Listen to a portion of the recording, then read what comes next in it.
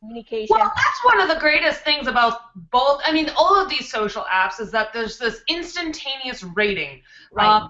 You know, I've hesitated bringing this up though, but I do feel like since we are spending, I know I haven't been talking about Uber too much yet, but we will be talking about it.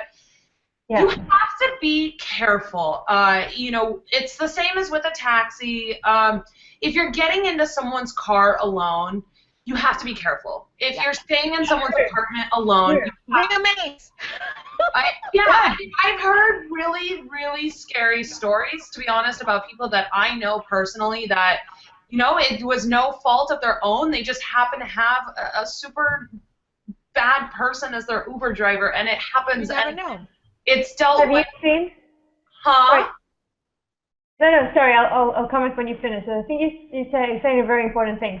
Sorry, go for it. Yeah, well, no, I mean, it's just, you know, keep in mind that, you know, especially with Uber, you can plug in your address. And one of the things that I've heard is, you know, I've heard of people that give a negative rating to the Uber driver, and the Uber driver knows where you live because you plugged in your address.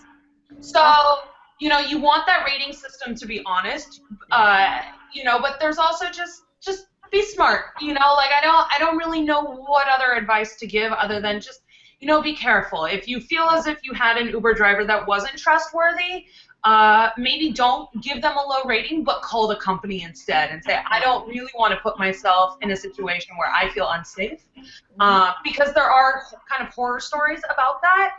So unfortunately, that's a really small portion of the entire service.